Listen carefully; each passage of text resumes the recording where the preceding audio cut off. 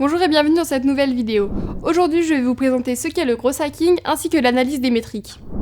Le growth hacking est une technique de marketing utilisée par les startups américaines afin d'assurer une croissance rapide. De l'augmentation du trafic jusqu'à la conversion en revenus, le growth hacking est une perpétuelle remise en cause et d'adaptation qui met la performance et le perfectionnisme au cœur de son processus.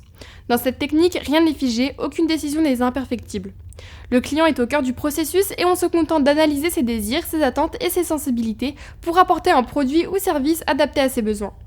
C'est un travail qui demande une analyse constante des données reçues, une adaptation constante et une réelle capacité d'innovation afin de réussir le pari de la croissance rapide. La méthode AARRR, c'est la méthode la plus connue du growth hacking. Elle est basée sur l'acquisition, l'activation, la rétention, la recommandation et les revenus. Le premier défi consiste dans l'augmentation rapide des trafics dans les différents canaux dont dispose l'entreprise. Le trafic est analysé pour connaître ce qui attire le plus de visiteurs et y concentrer votre énergie. Ensuite, ces visiteurs seront vos ambassadeurs auprès d'autres personnes cibles car le contenu les aura impressionnés ou qu'ils y auront trouvé un avantage que vous leur aurez proposé. La finalité reste que tous ces visiteurs puissent être convertis en abonnés puis en clients fidèles. Ainsi, les revenus augmentent et l'entreprise est en expansion. Une exigence de croissance rapide. Les entreprises ont une exigence de croissance rapide pour occuper plus de parts de marché. C'est à ce besoin que vient répondre le growth hacking. La méthode la plus efficace pour se développer rapidement est d'identifier rapidement ses failles et de les corriger. Pour cela, il faut toujours faire des tests, analyser des statistiques et tirer des conclusions. Les différentes conclusions tirées devront être confrontées pour savoir lesquelles sont plus probantes et prendre des décisions en conséquence.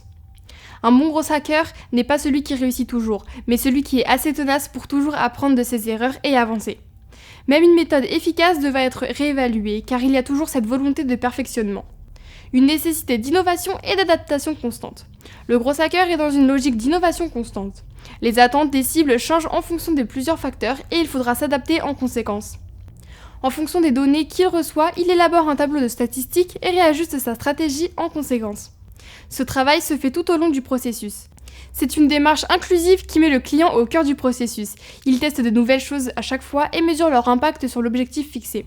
Un bon growth hacker échoue plus qu'il ne réussit car il teste beaucoup de choses, mais au final, le résultat est très satisfaisant.